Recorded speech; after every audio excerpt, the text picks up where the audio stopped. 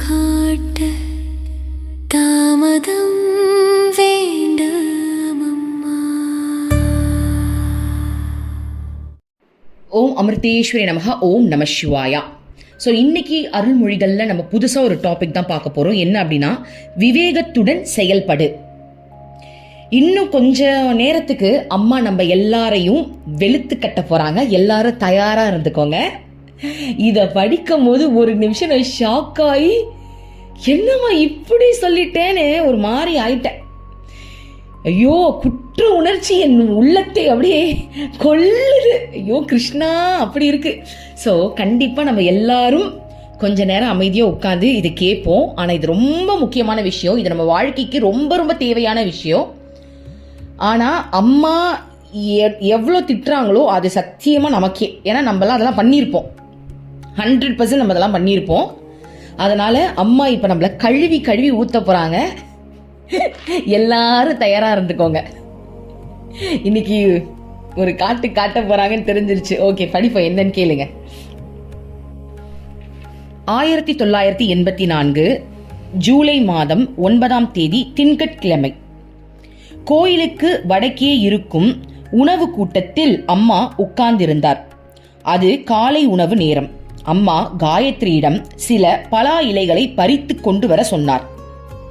சாதாரணமாக இந்த இலைகளை மடித்து ஒரு ஈர்க்குச்சியை சொருகி கரண்டி போல் செய்து கஞ்சி அல்லது அது போன்ற இரவு உணவை சாப்பிட உபயோகிப்பார்கள். காயத்ரி கைகளில் 10-15 பலா இலைகளுடன் திரும்பி வந்தார். ஸோ இப்போ எல்லாரும் முடிவு பண்ணிக்கோங்க, அந்த காயத்ரி யாரு? யாரு? ஏன்னா அப்படி நினைச்சாதான் நம்மளுக்கு கொஞ்சமாவது உள்ள போய் இறங்கும். சரியா? அது காயத்ரின்னு நினைச்சோன்னு வச்சுக்கோங்க, அவங்கள தானே திட்டுறாங்க, நம்மள நல்லவங்கன்னு தோணிடும். அதனால இன்றைக்கு காயத்ரி என்ற ரூபத்தில் நாம் தான் நாங்கள் இருக்க போகிறோம். உங்க கையில எத்தனை இலை இருக்கு சொல்லுங்க பாப்பா? எத்தனை இலை இருக்கு? 10-15 இலை இருக்கு. 15 வச்சு போவேன், ஏன் குறைச்சி வச்சுக்கிட்டு? எத்தனை இலை இருக்கு நம்ம கிட்ட? 15 இலை வச்சிருக்கோம். இப்ப நம்ம எதுக்கு போறோம்? அம்மா கிட்ட போறோம். எதுக்கு? இந்த இலையை அம்மா கிட்ட கொடுக்கறதுக்காக போறோம். அவர் கைகளில் நிறைய இலைகளை பார்த்த அம்மா, நம்ம கையில இலைய பார்த்த அம்மா ஒரு செகண்ட் நம்மள பார்த்து முறைச்சி, காயத்ரி, நீ செய்தது பாவம். நான் 5 பேர் சாப்பிட சில இலைகளை பறித்து வர சொன்னால் நீ தேவையில்லாமல் ஒரு உயிருக்கு இம்சை கொடுத்து விட்டாய்.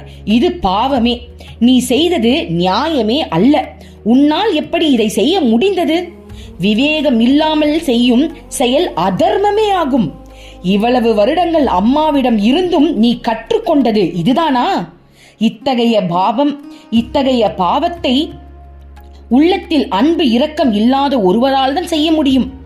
அந்த இலைகளில் உயிர் துடிப்பு இருப்பது உன்னால் உணர முடியவில்லையா? அதனால் உனக்கு அவைகளிடம் கருணை தோன்றவில்லையா? நெஞ்சில் கருணை இல்லாதவர்கள் எளிதில் உயிர்களை அழித்து விடுவார்கள். கருணை இல்லாத போது மற்றவர்களை பற்றி நாம் கவலைப்படுவதே இல்லை. மேலும் இந்த செயல் உனக்கு எல்லா உயிர்களின் மீதும் பரவியுள்ள உயிர் தத்துவத்தில் நம்பிக்கை இன்மையை காட்டுகிறது. ஏனென்றால் நம்பிக்கை உள்ளவர்களிடம்தான் கருணை உருவாகுகிறது.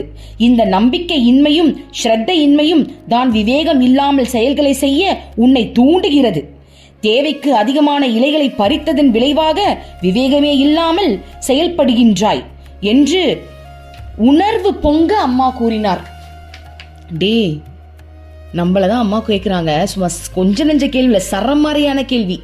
உனக்கு கருணை இல்ல, விவேகம் இல்ல, எதுக்கு எக்ஸ்ட்ரா? ஏன் எக்ஸ்ட்ரா போச்சு உனக்கு கையே? ஏன் போச்சு? அப்போ உன் மனசுல எந்த எண்ணத்தை வச்சுக்கிட்டு நீ அதை பறிச்ச? நான் 5 பேருக்கு தானே கேட்டேன். 5 பேருக்கு இத்தனை இலைன்னு உன்னால ஒரு விழிப்புணர்வோட யோசிக்க முடியாதா? நம்மளதான் கேக்குறாங்க. விழிப்புணர்வோட யோசிக்க முடியாது. அப்போ உன் எண்ணம் எங்க போயிருந்தது? சரி, எண்ணத்தை விடு. உன் கருணை எங்க போச்சு? அந்த செடிக்கு அது வலிக்கும்னு உனக்கு தோணலையா? அன்பு இல்லாதவங்களுக்கு தான் சுயநலமா இருப்பாங்க, கருணையே இருக்காதவங்களுக்கு. அப்போ உனக்குள்ள சுயநலம் அதிகமா இருக்கிறதுனாலதான் நாங்க கருணை வெளிப்படல. அப்ப அம்மா கூட இத்தனை வருஷம் இருந்து நீ என்ன கத்துக்கிட்ட? அம்மா எப்படி கேக்குறாங்க பாருங்க. இது கொஞ்ச நெஞ்சம் கட்டே, இது சும்மா தான் வெளுத்து கட்டிருக்காங்க. இன்னும் அடுத்த டாபிக் வரும் பாருங்க, அதுலதான் 100% இது கூட நம்ம கூட இலையை என்னைக்காவது பிரிச்சிருப்போம், சில நேரத்தில் பிரிக்காம கூட விட்டுருப்போம். நான் கூட பெருசா இலையெல்லாம் பிரிச்சது கிடையாதுன்னு வச்சுக்கோங்க. ஓகே, ஆனா அடுத்ததுக்கு அம்மா நம்மள இப்போ ஒரு காட்டுன்னு காட்ட போறாங்க பாருங்க. அதுல எல்லாரும் அவுட்டு. இதுல கூட யாராவது கொஞ்சம் பேர் தான் இலை பறிச்சிருப்போம், மீதி பேர்ல இலையை பறிச்சிருக்க மாட்டோம். அடுத்த ஒரு டாபிக் வராங்க பாருங்க, அது இதை விட கொடுமையா இருக்கு. ஸோ அம்மா கேட்குறாங்க, என் கூட இத்தனை வருஷம் இருந்து நீ என்ன கத்துக்கிட்ட? அந்த இலைக்கு ஒரு உயிர் துடிப்பு இருக்கு, அது துடிக்கிறது உனக்கு தெரியலையா?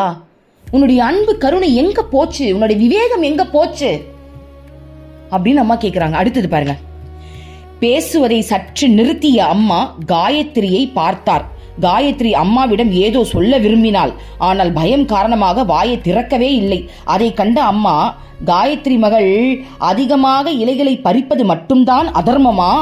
5 இலைகளை பறித்தால் அதர்மம் ஆகாதா என்று சிந்திக்கிறாள் என்றாள் அப்படின்னு அம்மா சொல்றாங்க. அம்மா கண்டுபிடிச்சிட்டாங்களா காயத்ரியோட மைண்ட்ல என்ன ஓடுதுன்னு. அதாவது அதர்மம்னு சொல்லிட்டாங்க. அதர்மம்னு சும்மா சாதாரண வார்த்தை கிடையாதுப்பா. நம்ம நல்லவங்கன்னு நினைச்சுக்கிட்டு இருக்கோம். ஒரு இலையை எக்ஸ்ட்ரா பறிச்சா கூட அதர்மமா? அப்பெல்லாம் நம்மலாம் அதர்மவாதிகள் தான், அதெல்லாம் ஒத்துக்கணும். அப்பெல்லாம் நம்மளாம் வந்து ஐயோ அம்மா அப்ப நான் கொஞ்சம் நல்லவன்னு வாயிலே வரக்கூடாதுன்ற அம்மா இப்ப என்ன சொல்ற, என்னது நல்லவளா? அது வாயிலே வரக்கூடாது. தெரியாம கூட நான் நல்லவளான்னு மட்டும் என்ன கேட்டுறாத, அதர்மவாதிகளே அப்படின்னு அம்மா சொல்றாங்கடா. அதர்மமா? அப்ப காயத்ரிக்கு உள்ள ஒண்ணு ஓடுது. என்ன ஓடுதுன்னா, 15 பறிச்சா அதர்மம், அப்ப 5 பறிச்சா அதர்மம் இல்லையா அப்படின்னு ஒரு கேள்வி வருது. அது கேட்கறதுக்கு பயப்படுறாங்க. அம்மாக்கு தான் நம்ம நினைக்கிறது எல்லாமே தெரியுமே. அம்மா உடனே என்ன பண்றாங்க, அவ என்ன நினைக்கிறா அப்படின்ற ஒரு விஷயத்தை எல்லார்கிட்டையும் சொல்றாங்க. இதுதான் நம்ம காயத்ரி வந்து இதைதான் நினைக்கிறா அப்படின்னு சொல்றாங்க. அம்மா இதை சொன்னதும் காயத்ரி வியப்பில் ஆழ்ந்தார். ஏனென்றால் அதைதான் அவர் அம்மாவிடம் கேட்க விரும்பினான். ஒரு மகான் அனைத்தையும் அறிய வல்லவர் என்பது அம்மாவின் மூலம் மீண்டும் வெளிப்பட்டது. கூடவே இருந்த நெருங்கி பழகும் நண்பர்களால் கூட அவரை புரிந்து கொள்ள முடியவில்லை. அனைத்துயிரிலும் பரவி நிற்கும் அனைத்தையும் அறியும் அம்மாவின் சர்வஜ்ஞத்துவத்தை பற்றி நமக்கு நூற்றுக்கணக்கான அனுபவங்கள் கிடைத்திருக்கும். இருந்தும் சில சமயங்களில் நமக்கு சந்தேகம் வந்துவிடும். முழு நம்பிக்கையே கடவுள் சாட்சாத்காரம் என்று அம்மா சொல்லுவார். மாயையின் சக்தி வார்த்தைகளுக்கு எட்டாதது. நம் வாசனைகளின் கனமான திரை அம்மாவின் உண்மை நிலையை நமக்கு உணரவிடாமல் மறைக்கின்றது. பாருங்க, இப்ப இந்த டாபிக் வந்திருக்காங்க, அம்மாவை பத்தி வந்திருக்காங்க. அதுக்கப்புறம் திரும்ப அம்மா நம்ம டாபிக் வருவாங்க. என்ன சொல்றாங்கன்னா, அம்மா வந்து காயத்ரியுடைய மனசுல நினைச்ச ஒரு விஷயத்த வெளிப்படையா சொல்லும் போது அதை பத்தி சொல்றாங்க. அம்மாவுக்கு எல்லாமே தெரியும். ஆனா நம்ம இந்த மாய உலகத்துல இருக்கிறதுனால சில சமயங்கள்ல நம்மளே அம்மாவுக்கு எல்லாம் தெரியுமா, அது எப்படி எல்லாமே தெரியும்னு ஒரு டவுட் கூட நம்மளுக்கு வந்துடும். சில சமயங்கள்ல அதை மறந்தும் போயிடுவோம். அம்மாக்கு எல்லாமே தெரியும்ன்றத நினைவு கூட நம்மளுக்கு இல்லாம போயிடும். ஏன்னா அம்மா உடல் ரீதியா இருக்காங்களா. இப்ப பாருங்கடா, நமக்கும் அம்மா கூட இருக்கிறவங்களுக்கும் டிஃபரன்ஸ் இருக்கு. அம்மா கூட இருக்கிறவங்க அம்மாவை மனுஷனா பாக்குறாங்களா, மனுஷனா பழகுறாங்க. அம்மா வந்து சில சமயங்கள்ல வந்து எதுவும் தெரியாத மாதிரிலாம் பேசுவாங்க. அப்போ நம்மளுக்கு குழப்பம் வந்துடும். ஐயோ அம்மாக்கு இதெல்லாம் தெரியுமா தெரியாதா அப்படின்ற மாதிரி அம்மாக்கு எதுவுமே தெரியாதுன்ற அந்த இயல்பு நமக்கு ஆட்டோமேட்டிக்கா வந்துடும். அதாவது எப்படின்னா அது இயல்பா வந்துடும் சொல்ல வரேன். அம்மாக்கு என்ன தெரிய போகுது, ஏன்னா அம்மாங்க நடந்துக்கிற விதமே வேற மாதிரி இருக்கும். நேர்ல வந்து நம்ம அம்மா கிட்ட சில விஷயங்கள் பேசும்போது ஒண்ணுமே தெரியாத மாதிரி கேட்பாங்க.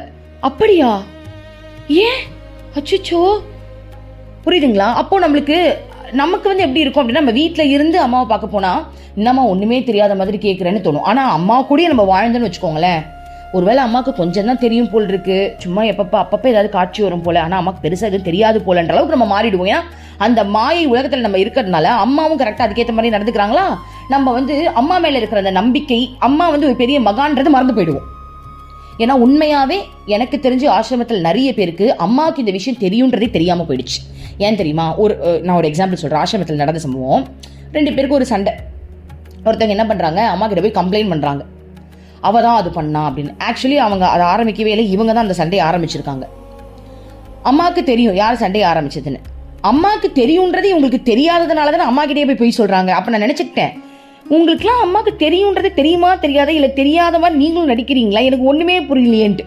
அப்புறம் தான் நான் கேள்விப்பட்டேன், அங்கேயே சில பேர் வந்து அதாவது யதார்த்தமா வரவங்க இருப்பாங்க இல்லையா. இப்ப அம்மாவை பத்தி தெரிஞ்சு புரிஞ்சு போறவங்க இருப்பாங்க, யதார்த்தமா நம்மளுக்கு ஏதாவது வேலை கிடைக்குதேன்னு போறவங்க இருப்பாங்க இல்லையா.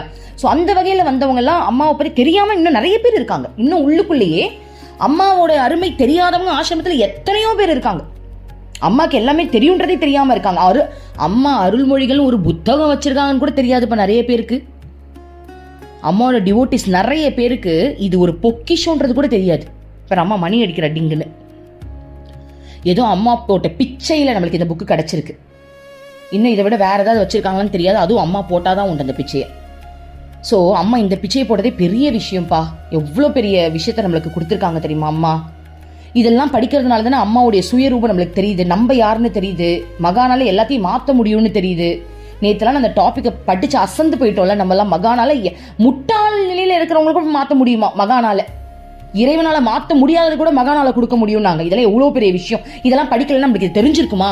அம்மாவால் கொடுக்க முடியும் நம்மளுக்கு தெரிஞ்சிருக்குமா? ஒன்றுமே தெரிஞ்சிருக்காது. ஏதோ அம்மா மகான் ஏதோ கட்டி பிடிக்கிறாங்க அப்படி கட்டியை பிடிச்சிட்டு நம்ம வேலையை நம்ம பார்த்துருப்போம். ஆனால் இந்த புக்கு படிக்கிறதுனால தானே நம்ம அந்த உண்மைக்குள்ளே முழுகிறோம், ஆழமான உண்மைகளை தெரிஞ்சுக்கிறோம். அப்போ இந்த புக்கு எப்பேற்பட்ட புக்கு பாருங்க. ஸோ இது கிடைச்சதே பெரிய பாக்கியம். இது கூட தெரியாதவங்க எத்தனையோ பேர் இன்னும் அங்கே இருக்காங்க. அப்போது இதில் என்ன சொல்ல வராங்க அப்படின்னா, அம்மா கூட இருக்கும்போது அந்த மாயை நிறைய இருக்கிறதுனால அம்மாவுக்கு இந்த விஷயம் தெரியுன்றதே நம்ம சில சமயங்களை வந்து மிஸ் பண்ணிடுவோமா. நல்ல வேலை நம்மளாம் வெளில இருக்கிறத நினச்சி சந்தோஷப்பட்டுக்கோங்க. ஏன்னா நம்மலாம் அம்மாவை நேரில் ஒரு உருவமாக பார்க்கல. ஸோ அதனால் அம்மாவால் நம்மக்கிட்ட நடிக்க முடியாதுல்ல. ஒன்றும் தெரியாத மாதிரிலாம் நம்மள்கிட்ட நடிக்க முடியாது. நம்ம வந்து அம்மா கிட்ட ஃபோட்டோலேயே பேசுறதுனால 100% எனக்குள்ளே இருக்கிற ஒரு விஷயம் அம்மாவுக்கு தெரியும். ஸோ அதில் நம்ம ஊறி போயிட்டோம்னா நம்ம பாவம்லாம் ரொம்ப சந்தோஷமான பாவம், சூப்பரான பாவம். சந்தோஷப்பட்டுக்கோங்க. தூரத்தில் இருக்கிறது எவ்வளவோ பெனிஃபிட்டு. கூட இருந்தீங்கன்னா கூட அம்மா கர்மாவை கழிக்கிறதுல குறியா இருப்பாங்க, அது ஓகே. ஆனால் தூரத்தில் இருக்கிறது கோபி பாவத்துக்கு நிகரானது. அது வேற லெவல் ஃபீல் கொடுக்கும் தெரியுமா. அப்படி ஒரு இணக்கத்தை கொடுக்கும். பிரிவு மட்டுமே உன்னை வந்து முழுமையாக இணைக்கக்கூடிய சக்தி பிரிவில் தான் இருக்கு. நீ உண்மையாவே கூட சேர்ந்து இணைஞ்சா கூட அந்த சந்தோஷம் உனக்கு கிடைக்காது. ஆனா அந்த சந்தோஷம் தற்காலிகமாக தான் இருக்குமே தவிர நிரந்தரமா கிடைக்காது. ஆனா அந்த பிரிவின் மூலமா வரக்கூடிய அந்த நம்பிக்கையும் அந்த ஆழமான உணர்தலும் இருக்கு பாருங்க. என்னை பொறுத்த வரைக்கும் அது பெஸ்ட். நான் எப்பவுமே நினைப்பேன், எப்பவுமே அம்மாட்ட அதான் பிரார்த்தனை பண்ணுவேன். அம்மா அடுத்த பிரிவு எடுத்தா கூட கொஞ்சம் தூரத்திலே வச்சுக்கோமா, அப்பதான் என்னால உன்னை முழுசா நம்ப முடியுது, முழுசா உன்னை வந்து ஆக்கிரமிக்க முடியுதுமா. இப்ப நான் உன் கூட இருந்தா கூட நீ சாப்பிட ஒரு ரூமுக்கு போயிட்டேன்னா உனக்காக காத்துக்கிட்டு இருக்கணும். நீ வர வரைக்கும் நீ குளிக்க போயிட்டு ட்ரெஸ் பண்ண போயிட்டு நீ போயிட்டா கூட உனக்காக நான் காத்துக்கிட்டு இருக்கணும். ஆனா இந்த மாதிரி தூரத்துல இருந்துக்கிட்டு நான் உன் கூட இருக்கிறது எனக்குள்ளேயே என் உடம்புலயே நீ வாழ்றியா? நம்ம சேர்ந்தே குளிக்கிறோம், சேர்ந்தே சாப்பிட்றோம், சேர்ந்தே தூங்குறோம், சேர்ந்தே என்ன சொல்ற எல்லா வேலைகளையுமே நம்ம சேர்ந்து செய்யறோம். ஒரு நிமிஷம் கூட பிரிவுன்றதே இதுல இல்லை. இதுல பிரிவே கிடையாது. அதனாலதான் நான் ஆசிரமம் போனேன் அப்படின்னா நிறைய பேர் அம்மா ரூமுக்கு போற வரைக்கும் உட்காந்தே இருப்பாங்க அம்மாக்காக. நான்லாம் அப்படி கிடையாது. கட்டி பிடிக்கிற தருணத்தை தவிர்த்து பஜனைக்காக, அதுவும் அம்மா சொன்னாங்கன்னு பஜனைக்கே வரனா வச்சுக்கோங்க, அந்த கட்டி பிடிக்கிற டைமை தவிர்த்து மற்ற நேரத்தில் நான் அம்மா கூட இருக்கவே மாட்டேன். ஏன் தெரியுமா? எனக்கு அது ஒரு பிரிவை கொடுக்கும். என்னம்மா யாரோ மாதிரி உட்காந்துருக்க, நம்ம வீட்டில் இப்படியாம்மா இருப்போம், என் மடியில் தானம்மா நீ உட்காந்துருப்போம், உன் மடியில் தானம்மா நான் உட்காந்துருப்பேன், என்னம்மா யாரோ மாதிரி என்கிட்ட பேசுற, என்னம்மா யாரோ மாதிரி நினைக்கிற, ஏம்மா நீ என்னோடதுமா, உனக்கு அது ஞாபகம் இருக்கா இல்லையா? இந்த ஃபீல்லாம் எனக்கு வரும். ஸோ அம்மா கூட இருக்கிறதுக்கே எனக்கு வந்து எப்படின்னா, யார் எனக்கு மா பாய் நான் ரூமுக்கு போகிறேன், நீனும் ரூமுக்கு போ, என்னை நினச்சிக்கோ, நான் உன்னை நினச்சிக்கிறேன், நம்ம ஜாலியாக இருக்கலாம், அப்படி தான் இருக்கும். ஓகேவா? ஆனால் கூட இருக்கும்போது அந்த பிரிவினை அம்மா அது ஒரு சுகம் தான் வச்சுக்கோங்களேன். அது ஒரு விதமான பாவம், எதுவுமே தவறான பாவம்லாம் இல்லை. அது ஒரு விதமான சுகம். கூட இருக்கும்போது சந்தோஷம் கிடைக்குது, அம்மா அப்படி பிரியும் போது கொஞ்சம் சோகம் கிடைக்குது. இது எந்நேரமும் பரமானதத்தில் இருக்கிற மாதிரி இருக்கும். தூரத்தில் இருக்கும்போது அம்மா வந்து மனதளவில் நம்ம கூடயே இருக்கிறது வந்து அது வேற லெவல் ஃபீலு. கூட இருக்கும்போது வேற லெவல் ஃபீலு. அதாவது கோபியர்கள் அனுபவிச்சது ஒரு விதம், கிருஷ்ணனுடைய மனைவிகள் அனுபவிச்சது ஒரு விதம். அது வந்து செத்து பொழைக்கிறது தான் மனைவிகள். ஏன்னா செத்து ஏன் பொழைக்கிறாங்கன்னா, கிருஷ்ணர் வரும்போது பட்டாம்பூச்சி பறக்க துள்ளி குதிக்கும். கிருஷ்ணர் போயிட்டாருன்னா உட்காந்து அழுவாங்க, ஐயோ கிருஷ்ணா எப்போ வருவான்னு தெரியலேன்ட்டு. ஆனால் கோபிஸ் பாவம் அப்படி இல்லை. இதெல்லாம் கோபிஸ் முன்னாடி அனுபவிச்சுட்டாங்க. கிருஷ்ணா ஒரேடியா போனதுக்கு அப்புறம் முழுசா அவன் மனசுல இறங்குனதுனால ஒரு செகண்ட் விடாம அவங்களால கிருஷ்ணரை வந்து முழுமையா நினைக்க முடிஞ்சது. அங்க பிரிவே இல்லை. ஏன்னா மனம் தானே, மனம் தான் அவனை நினைச்சுக்கிட்டே இருக்கு. அப்புறம் எங்க இருந்து பிரிவு வரப்போகுது? ஆனா நேர்ல வாழும்போது கூட உடல் அளவில் அவங்க ஒன்னா வாழ்றதுனால அவன் கொஞ்சம் அப்படி திரும்பி அந்த சைடு போயிட்டானா அப்படியே விரக வேதனைக்கு போயிடுவாங்க. கிருஷ்ணா எப்போது வருவீர்கள்? அதுவும் அழகுதான், அதுவும் அழகு, இதுவும் அழகு. யாருக்கு எந்த பாவனை அவருக்கு தான் தெரியும், யாருக்கு எதை கொடுக்கணும்ட்டு. ஸோ அந்த மாதிரி தான். அப்போ இதுல என்ன சொல்றாங்க, அம்மா கூடயே இருக்கிறதுனால சில சமயங்கள்ல அந்த மாயையால அம்மாவுடைய உண்மைத்துவம் கூட மறைஞ்சு போய் அம்மாவுக்கு ஒண்ணுமே தெரியாதுன்ற நினைப்பு கூட நம்மளுக்கு வந்துருமா. அதனால ஜாக்கிரதையா அம்மாக்கு எல்லாமே தெரியுன்றதை நம்ம விழிப்புணர்வோட உணர்ந்துகிட்டே இருக்கணுமா. அது வந்து ஈஸியா அந்த மாயையில் இருக்கிறதுனால அம்மாக்கு என்ன தெரிய போகுதுன்ற எண்ணம் நம்மளுக்கு அது வந்துருமா. ஆனா ஏன்னா அம்மா இவ்வளவு லீலை செஞ்சும் அம்மா உணர முடியல பாருங்க. அம்மா ஏதாவது கொஞ்சம் வேற மாதிரி பேசிட்டாங்கன்னா ஓ அப்பா அம்மாக்கு எதுவுமே தெரியல போலன்ற தாட் வந்துருது போல. நல்ல வேலை நம்மளெல்லாம் தூரமாக வச்சுருக்காங்க. ஏன்னா அந்த மாதிரி தாட்லாம் நம்மளுக்கு வரதே இல்லை பாருங்க. ஆமாவா இல்லையா? எனக்குலாம் வந்ததே கிடையாதுப்பா. ஆனால் நேரில் உட்கார வச்சாங்கன்னா இனிமேலுக்கு வரதுக்கு வாய்ப்பு கிடையாது. ஸ்டார்டிங் ஸ்டேஜில் இல்லை, இவங்களாம் வந்து ஸ்டார்டிங்லேருந்தே அம்மா கூட இருக்காங்க இல்லையா. நம்மளாம் அவங்களுடைய அருளால் நம்மலாம் வந்துட்டு அம்மாவை பற்றி நல்லா தெரிஞ்சுக்கிட்டு அம்மா கிட்ட போனோம். ஸோ அதனால் வந்துட்டு நம்மளுக்கு ஆழமாக தெரிஞ்சிச்சு அம்மா காளின்னு. அவங்க வந்து அனுபவத்தின் மூலமாக தானே அம்மா காளின்றதை உணர்ந்தாங்க. ஸோ அதனால் ஸ்டார்டிங்லேருந்தே அம்மா கூட இருக்கிறதுனால அம்மாவுடைய அந்த தன்மையை வந்துட்டு நம்ம டைரெக்டாக எடுத்தோடனே அம்மா நம்மளுக்கு அவங்க மூலமாக தான் நம்மளுக்கு காட்டினாங்க. இவங்களுக்கு வந்து கொஞ்சம் கொஞ்சமாக காட்டினதுனால அந்த மாயை வந்துட்டு போது போல் இருக்கு. அவங்களுக்கு தெரியுமா தெரியாதா, அம்மாவுக்கு இது புரியுமா புரியாதா, என் மனசில் இருக்கிற எண்ணெல்லாம் அம்மாவுக்கு எப்படி தெரியும். ஸோ இந்த மாதிரி சில குழப்பங்கள் அப்பப்போ வரும். நம்பவும் முடியாது அப்படின்ற மாதிரி சொல்கிறாங்க. ஓகேவா, சரி அடுத்தது பார்ப்போம் என்னன்ட்டு. அம்மா காயத்ரியின் மனதில் எழுந்த சந்தேகத்திற்கு பதிலளித்தார். விவேகத்துடன் சிந்தித்து செய்யாத எந்த செயலும் அதர்மமே. நல்லா கவனிச்சுக்கோங்க. நீ சிந்திச்சு செய்யாத எந்த விஷயமா இருந்தாலும் அதர்மமே. எக்ஸாம்பிள், ஒரு சின்ன குக்கிங் எடுத்துக்கோங்க. சாப்பாடு 3 பேர் வீட்டில் இருக்கோம், நீ எக்ஸ்ட்ரா 4 பேருக்கு சமைச்சிட்டா கூட அதர்மமே. ஏன் யோசிக்கல, ஏன் எக்ஸ்ட்ரா போட்ட, நீ அதர்மம் செஞ்சுட்டேன்றாங்க. அப்போ எவ்வளோ விஷயத்துல அதர்மம் செஞ்சிருப்போம் யோசிச்சு பாருங்க. சின்ன வயசுல இருந்து அதர்மமே உருவம் எடுத்து நம்ம வாழ்ந்திருக்கோம். எத்தனை ரப்பர் தொலைச்சிருப்போம், எத்தனை பென்சில் தொலைச்சிருப்போம், எத்தனை பாக்ஸ் தொலைச்சிருப்போம். ஏன் எத்தனை வாட்டி எங்க அம்மா கொடுத்த பாலை நான் கீழே ஊத்திருக்கேன் தெரியுமா. பால் கொடுப்பாங்க சுட சுட, பாவம் எங்க அம்மா. இப்ப நான் நினைச்சு பாக்குறேன், பால் அதுவும் பசும் பால் வாங்கி எனக்கு கொடுப்பாங்க பாருங்க. எடுத்துட்டு வந்து வெளியே ஒரு குப்பை இருக்கும், அந்த குப்பையில அப்படியே சர்ன்னு ஊத்திட்டு அப்படியே லாஸ்ட் வாயை மட்டும் வச்சுட்டு அம்மா பால் குடிச்சிட்டேமான்னு போய் கொடுப்பேன். அப்ப எவ்வளவு பெரிய அதர்மம் செஞ்சிருக்கேன் பாருங்க நானு. ஐயோ கிருஷ்ணா, அம்மா பாருங்கடா, விவேகம் இல்லாம செய்யற ஒவ்வொரு செயலும் அதர்மமா. அப்ப நம்மள எவ்வளவு அதர்மம் செஞ்சிருக்கோம் பாருங்க. அடுத்தது பாருங்க, அது தவறான செயலே, அது பாவமே ஆகும். நம்முடைய கவனக்குறைவால் எது வீணாக போனாலும் அது பாவமே ஆகும். நல்லா கவனிச்சுக்கோ. உன்னுடைய கவனக்குறைவால எது வீணா போச்சு இன்னைக்கு யோசிங்கடா. இந்த ஆடியோ கேக்குறீங்க, காலையில இருந்து இந்த ஆடியோ கேட்கிற வரைக்கும் நடந்த சம்பவத்தை எடுத்துப்போமே. உன்னுடைய கவனக்குறைவால் நீ எதை வீணாக்குறியோ அது பாவம். இன்னைக்கு காலைல தான் அந்த சம்பவம் நடந்துச்சு. என் வீட்டு பக்கத்துல ஒரு புதுசாக பில்டிங். என் ஹஸ்பண்ட் வந்து அதில் தண்ணி அடிக்கணும். அது கல்லுலாம் வந்து காயணும் இல்லையா, ஸோ தண்ணி அடிக்கணும். அவர் என்ன பண்ணிட்டாரு, என் பையனை கூப்பிட்டு போயிட்டு தண்ணி அடிக்கிறேன்னு போயிட்டாரு. அவன் ஸ்கூலுக்கு கிளம்பணும், அதுக்கு கொஞ்சம் தூரம். நான் வந்து பறக்க நான் வேலை செஞ்சுட்டு இருக்கேன். நான் என்ன பண்ணேன், ஜன்னல் வழியா இங்கே வாடா நீ வந்து கிளம்புடா ஸ்கூலுக்குன்ட்டு. அவர் இல்லை போல் இருக்கு, எனக்கு தெரியல. அவன் என்ன பண்ணா, அப்பா இல்லை, அப்பா தண்ணி அடிக்க சொன்னாங்க, அடிச்சிட்டு இருக்கேன். நான் சொன்னேன் நீ முதல்ல ஸ்கூலுக்கு கிளம்பு, அப்பா வந்து பார்த்து பாருன்னு. அவன் என்ன பண்ணிட்டான், பைப்பை கீழே போட்டுட்டு வந்துட்டான். எனக்கு செம்ம கோவம். இவர் எப்படி என்ன வந்து வேலை வாங்குறாரு. இவரு வந்து குழந்தை கையில பைப்பை கொடுத்துட்டு இவர் பாட்டுக்கு வெளில போயிட்டாரு. நான் போய் ஆஃப் பண்ணுமா? நான் போய் ஆஃப் பண்ணுவேனா இங்க வேலையை செய்வேனா? இங்க அடுப்புல சாம்பார் கொதிக்குது, சாப்பாடு வடிக்கணும், என் பொண்ணுக்கு தலை சீவி விடணும், அதுல லஞ்ச் பேக் வந்து ரெடி பண்ணணும். எவ்வளவு வேலை இருக்கு. காலைல ஒரு குழந்தைங்களை ஸ்கூலுக்கு அனுப்புறது வந்து கடகடகன்னு செய்யற வேலை இல்ல. இதுல அவனை வர கூப்பிட்டு குளிப்பாட்டணும். இதுல அவ்வளவு தூரம் போய் நான் மோட்டர் ஆஃப் பண்ண, எதுக்கு அவன் ஆஃப் பண்ண வைக்கணும்? என்னால முடியாது, நான் போக முடியாது. தண்ணி வேஸ்டா போனாலும் பரவாயில்ல, அவன் வந்து ஆஃப் பண்ணிட்டோம் அப்படின்னு திமிருத்தனத்துல நான் என்ன பண்ணிட்டேன், நான் அம்மா கிட்ட டைஸ் போட்டு கேட்கல இந்த விஷயத்துல. ஏன்னா எனக்கு தெரியும் அம்மா கிட்ட டைஸ் பண்ண செருப்பாலேயே அடிப்போம், போய் ஆஃப் பண்ணிட்டு வான்வா. நான் டைஸே போடல பாருங்க. எவ்வளவு பெரிய அதர்ம செயல் செஞ்சிருக்கேன் பாருங்க நான் பாட்டுக்கு என்ன பண்ணிட்டேன், அம்மா எனக்கு தெரியாதுமா, நான் இப்போ வீட்டில் ஒர்க் பண்ணிட்டு இருக்கேன், என்னால் அவ்வளோ தூரம் போய் ஆஃப் பண்ணிட்டுலாம் வர முடியாது, டைம் இல்லை, என்னால் முடியாது, நீ என்ன பண்ணியோ பண்ணிக்கோ, நீ ஆச்சு அவனாச்சு எனக்கு தெரியாது அப்படின்னு நான் என்ன பண்ணிட்டேன், போவே இல்லைடா. தண்ணி அவ்வளோ தூரம் வேஸ்ட்டாக போயிருக்கு. அதுக்கப்புறம் கொஞ்ச நேரத்துலேயே அம்மாவுக்கு தாங்க முடியல போட்டுருக்கு. கொஞ்ச நேரத்துலேயே என் ஹஸ்பண்ட் வந்துட்டு நான் அப்புறம் ஜன்னல் வழியாக பார்த்தா தண்ணி அடிச்சிட்டு இருந்தார்.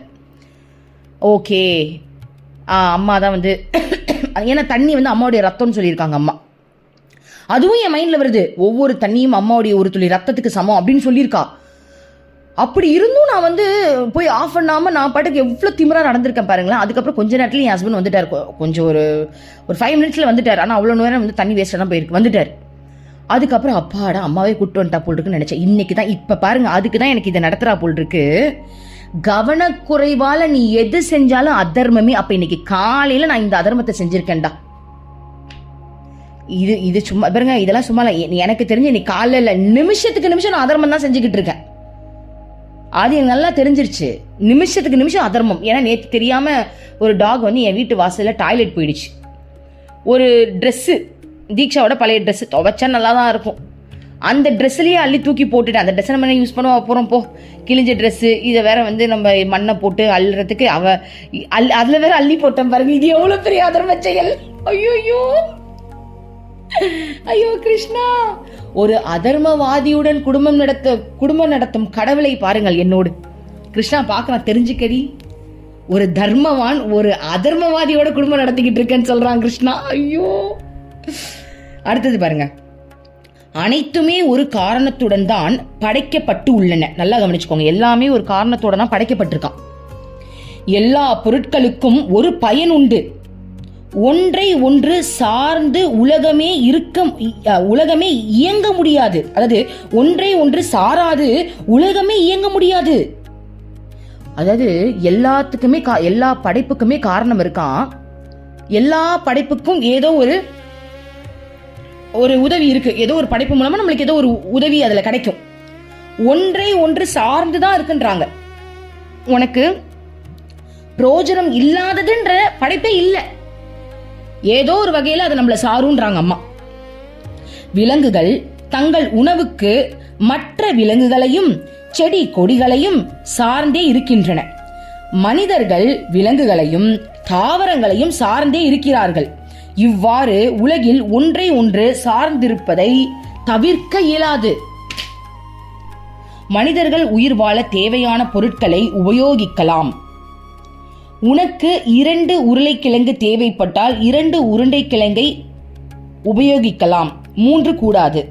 கறி சமைக்க 2 கிழங்குகள் போதும் என்றால் நீ 3 எடுப்பது விவேகம் அல்ல. நீ செய்யும் செயல் அதர்மமாகும். பாருங்க, நம்ம செய்யற செயலை அதர்மம்ட்டாங்க. நீ சாப்பிட்றதுல கூட ஒரு இட்லி எக்ஸ்ட்ரா சாப்பிட்டுட்டனா அது அதர்மமா? நல்லா தெரிஞ்சுக்கோங்க. வீணாக்குவதும் ஒரு விதத்தில் திருட்டே ஆகும். நான் சொன்னல அடுத்தது வருவாங்க நம்மளை இன்னும் கழுவி ஊற்றுவாங்கன்னு சொல்லல, அது இந்த டாபிக் தான். வீணாக்குவது ஒரு விதத்துல திருட்டாம். நம்ம எதெல்லாம் வீணாக்குறோம் இது வரைக்கும், அதான் சொல்ற, ஒரு நிமிஷம் விடாம நான் என் வாழ்க்கையில எல்லாத்தையும் வீணாக்கிட்டு தான் இருந்திருக்கேன். அது திருட்டுக்கு சமம்ன்றாங்க, திருட்டுன்றாங்க அம்மா. நல்லா கவனிங்க, அதை படிக்கிறேன் பாருங்க. வீணாக்குவது ஒரு விதத்தில் திருட்டே ஆகும். 3வது உருளைக்கிழங்கை உபயோகிக்க போவது இல்லை என்பதால் நீங்கள் அதை அலட்சியமாக வீணாக்குகின்றீர்கள். நீங்கள் அதை யாருக்காவது கொடுத்திருக்கலாம், பட்டினியாக இருக்கும் பக்கத்து வீட்டுக்காரர்களுக்கு கொடுத்திருக்கலாம். இவ்வாறு செய்யாமல் அதிகமான உருளைக்கிழங்கை எடுப்பதால் நீங்கள் அவரை பட்டினி போடுகின்றீர்கள், அவரது உணவை திருடுகின்றீர்கள், அதன் மூலம் ஒரு தவறான செயலை செய்கின்றீர்கள். பாருங்க அம்மா எப்படி சொல்றா பாருங்க. இப்போ உன்கிட்ட 3 உருளைக்கிழங்கு இருக்கு, உனக்கு 2 தான் வேணும், நீ 2 எடுத்து சமைச்சிட்ட. ஆனா 3வது அப்படியே விடுற பத்தியா? அது 2 நாள்ல கெட்டு போய் எத்தனை பேர் தூக்கி போட்டோம். யோசிச்சு பாருங்க, நம்ம வீட்டுல எத்தனை காய்கறி கெட்டு போய் தூக்கி போட்டோம். காய்கறி மட்டுமா தூக்கி போடுறோம்? எத்தனை புடவை பீரோல அடுக்கி வச்சிருப்போம், எத்தனை இன்னும் கட்டாம கிடக்குது. கல்யாண டைம்ல வாங்கின புடவை எத்தனை பேர் கட்டியிருக்கீங்க சொல்லுங்க இன்ன வரைக்கும்? எத்தனை? இது வந்து ஒரு சின்ன எக்ஸாம்பிள் தான். அப்ப அம்மா என்ன சொல்றாங்க, நீ வீணடிச்சாலும் தப்பு, எக்ஸ்ட்ரா அதை எடுத்துக்கிட்டாலும் தப்புன்றாங்க. அது அதர்மமே. அது அதர்மம் மட்டும் இல்லையா, திருட்டு. இன்னொருத்தன் சாப்பிட வேண்டியதை நீ சாப்பிட்டல, அது திருட்டு தானே. அம்மா எப்படி சொல்றாங்க பாரு, அது திருட்டுன்றாங்க. அடுத்தது, 5 பேருக்கு தேவையான சில இலைகளை பறிப்பது தவறான செயல் அல்ல. ஆனால் நீ 10 இலைகளை அதிகமாக பறித்து உள்ளாய், அது தவறு. 10 இலைகளின் உயிரை நீ அனாவசியமாக பறித்தாய். மற்றவர்களுக்கு அந்த இலை கிடைக்காவிட்டால் மற்றவர்களுக்கு அந்த இலையை கிடைக்க விடாமல் செய்து விட்டாய். நீ யோசனை இல்லாமல் செய்யப்பட்டதால் அந்த இலைகள் வீணாகி விட்டன. சோ பாருங்க, உனக்கு தேவைக்கு நீ எடுக்கிறது தப்பில்லை. ஆனா உன் தேவைக்கு அதிகமா நீ எடுத்ததுனால அது வேற ஒருத்தவங்களுக்கு கிடைக்க வேண்டியது, அப்போ நீ திருடிட்ட. இன்னொருத்தவங்களுக்கு கிடைக்க விடாம அதை நீ புடுங்கிக்கிட்ட அப்படின்றாங்க. அப்போது ஒரு பிரம்மச்சாரி, அம்மா நீங்கள் பகவத்கீதையில் கிருஷ்ணர் கூறியுள்ள அதே கருத்துக்களையே கூறுகின்றீர்கள். தேவையானவர்களுக்கு கொடுக்காமல் உண்பவர்களை கிருஷ்ணர் திருடன் என்றே அழைக்கின்றார் என்றார். அம்மா தொடர்ந்தார், உண்மைதான், அவர்கள் வேறு என்னவாக இருக்க முடியும்? தேவைப்படும் மற்றவர்களுக்கு கொடுக்காமல் தங்கள் தேவைக்கு அதிகமாக வைத்திருக்கும் மனிதர்கள் உண்மையில் திருடர்களே. பாருங்க, ஐயோப்பா, இதுதான்ப்பா சொன்ன, கழுவி கழுவி ஊத்துவாங்கன்னு ஒரு டயலாக் சொன்ன பாருங்க. இதை கேளுங்க நல்லா. தேவைப்படும் மற்றவர்களுக்கு கொடுக்காமல் தங்கள் தேவைக்கு அதிகமாக வைத்திருக்கும் மனிதர்கள் உண்மையில் திருடர்களே. உன் தேவைக்கு அதிகமா நீ என்னெல்லாம் வச்சிருக்க? ஒரு நிமிஷம் யோசிச்சு பாருங்கடா, ஒரு நிமிஷம் யோசிங்கடா. உங்களுக்கு தேவைக்கு அதிகமா என்னடா வச்சிருக்கீங்க? வீட்லயே ஸ்பேஸ் அதிகமா வச்சிருக்கோம். நம்பர் 1, வீடு கொஞ்சம் ஸ்பேசியஸா இருக்குன்னு வச்சுப்போமே, அதுவே வந்துட்டு தேவைக்கு அதிகமா இருக்கு. ட்ரெஸ்ஸு தேவைக்கு அதிகமாக தான் இருக்கு. நம்ம யூஸ் பண்ற என் வீட்டு கிச்சன் ரூம்ல எப்படிதான் அவ்வளவு வந்ததுனே தெரியல, தேவைக்கு அதிகமா இருக்கு. ஓகே, இன்னும் யோசிங்க பார்ப்போம். பணம், நகை தேவைக்கு அதிகமா இருக்கா? யோசிச்சு பாருங்க. வேற என்ன நம்ம தேவைக்கு, எண்ணங்கள் தேவைக்கு அதிகமா, அது எப்பவுமே இருக்கிறது தான். நம்ம யூஸ் பண்ற விஷயங்களை பார்ப்போம். தேவைக்கு அதிகமா வேற என்னெல்லாம் வச்சிருக்கோம்? அது எல்லாமே திருட்டுன்றாங்க. நம்ம அப்ப திருடி வச்சிருக்கோமாண்டா? என்கிட்ட எத்தனை பேக் இருக்குன்னு யோசிச்சு பாக்குறேன். எத்தனை பேக் இருக்கு? உலகமே இப்படிதான் மாறிடு. எத்தனை செருப்பு இருக்கு? யோசிச்சு பாருங்க ஒரு நிமிஷம். எத்தனை போன் இருக்கு? எனக்கு தெரிஞ்சு என் வீட்டில் கடவுளுடைய போட்டோவே சாமி ரூம்ல நிறைய கிடக்கு. இது வரைக்கும் ஒரு விளக்கு கூட ஏற்றினது கிடையாது நான் சாமி ரூம்ல போய். ஏன்னா நான் என் ரூம்ல அம்மா இருக்கிறதுனால நான் இப்படியே கதின்னு இருந்துடுறேன். அதுவே நேற்று தான் யோசிச்சேன், எதுக்கு இவ்வளவு தேவைக்கு அதிகமான சிலைகள் இருக்கிறது? பேசாமல் யாரிடமாவது கொடுத்து விடலாமா? அவர்களாவது பூஜை செய்வார்கள். இப்படி பட்னிலாம் இல்லை, நம்ம கூட தான் அம்மாவுக்கு எப்பவுமே கொண்டா இருக்காங்களே, அவங்க எல்லாரும் அம்மா தானே. ஸோ அதனால நான் அதெல்லாம் தப்பா நினைச்சதில்ல. நேற்று கூட யோசிச்சேன், நம்ம ஏன் இந்த மாதிரி இத்தனை போட்டோ நம்ம தேவையில்லாம வச்சிருக்கோம், என்னடா நடக்குது? இன்னைக்கு அம்மா சொல்றாங்க, தேவைக்கு அதிகமா நீ எதெல்லாம் வச்சிருக்கியோ அதெல்லாம் திருட்டே ஆகும்னுன்றாங்க. ஏன்னா அதெல்லாம் இல்லாம இந்த உலகத்துல எத்தனையோ பேர் இருக்காங்க. அம்மா மணி அடிக்கிறா பாருங்க. சரி, அடுத்தது அம்மா தொடர்ந்தார். அவர்கள் இவ்வாறு தேவைக்கு அதிகமாக சேமித்து வைப்பது மற்றவர்களை திருட தூண்டுகின்றது. பாருங்க, நீ தேவைக்கு அதிகமா நீ சேர்த்துட்ட அப்படின்னா மற்றவங்களை திருடுறதுக்கு நீ தூண்டுகோலா இருக்கன்றாங்க. நம்ம இன்னொருத்தவங்க திருடுறதுக்கு தூண்டுகோலா இருக்கமா? இது இப்படி வச்சுப்போமே, இது இப்படி வச்சுப்போம். இப்போ நம்ம வீட்டில் நம்ம நிறைய சொத்து சேர்க்கிறோம், பேர் புகழோட வாழ்றோம் அப்படின்னா கூட இருக்கிறவங்களும் அதே மாதிரி வாழ்ந்தாதான் அது கரெக்டுன்னு எதையாவது பண்ணி மேலே வரணும்னு தப்பு நிறைய பண்ண ஆரம்பிச்சிடுறாங்க. நம்மளே இறங்கி போய், இங்கே பாருப்பா, இதான்ப்பா நான் ஆடம்பரமாலாம் இருக்க மாட்டேன், கடவுள் கொடுக்கறது என்னவோ இப்படிதான் நான் இயல்பா இருப்பேன்னு நம்ம ஒரு யதார்த்தமான இயல்போட இருக்கோம்னு வச்சுக்கோங்களேன். அப்போ கூட இருக்கிறவங்களும் அதை ஆட்டோமேட்டிக்காக அந்த யதார்த்தத்துக்கு வருவாங்கல்ல. நம்ம மூலமா அவங்க தப்பு பண்றதுக்கு ஒரு வாய்ப்பு இல்லாமல் அமையும்ல. ஸோ அதான் அம்மா சொல்றாங்க, உன்கிட்ட எக்ஸ்ட்ரா இருந்தது அப்படின்னா இன்னொருத்தனை திருட தூண்டுறதுக்கு நீ ஒரு ஆளா இருக்கன்றாங்க. அம்மா, ஒரு கதை கேட்டிருக்கிறேன். ஒரு நாட்டில் நீதிபதியாக மகான் ஒருவர் இருந்தார். பாருங்க, நாட்டுல மகானே நீதிபதியா இருந்தாங்களாம். அவர் தீர்ப்பளித்த முதல் வழக்கே மிகவும் விசித்திரமாக இருந்தது. திருடனையும் பொருளை பறிகொடுத்த மனிதனையும் அவர் சிறையில் போட உத்தரவிட்டார். இந்த விசித்திரமான தண்டனையை பற்றி கேள்விப்பட்ட அந்த நாட்டு அரசர் மகானிடம் விளக்கம் கேட்டார். மகான், இந்த பணக்காரர் தேவைக்கு அதிகமாக ஏராளமாக சொத்து சேர்த்து வைத்துள்ளார். அதை சரியாக உபயோகப்படுத்தவில்லை.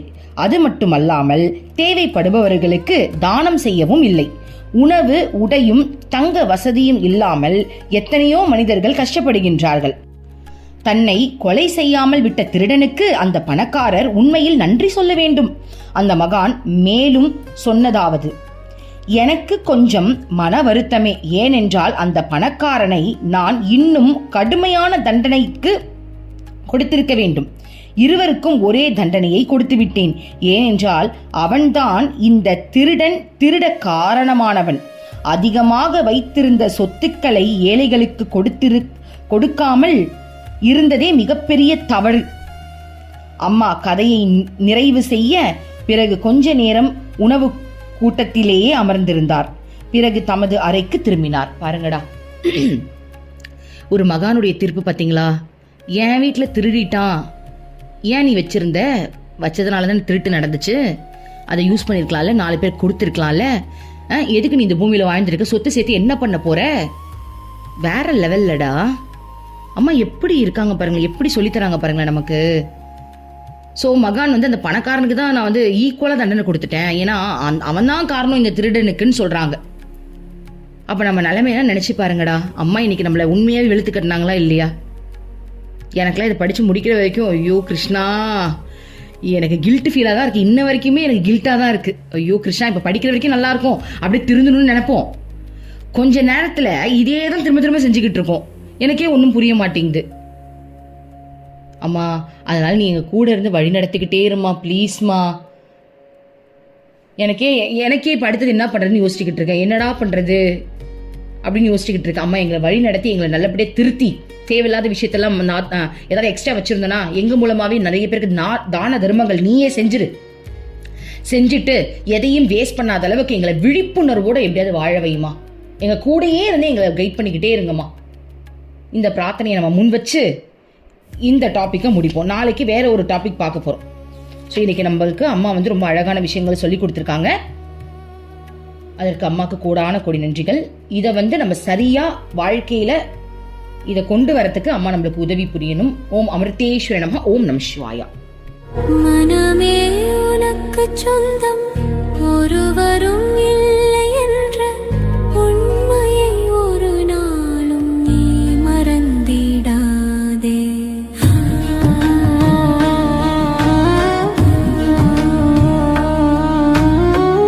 அர்த்தமற்ற கர்மங்களை செய்து கொண்டே சம்சாரத்தில் பயனின்றி நீயும் வீணாய் அலைகின்றாயே.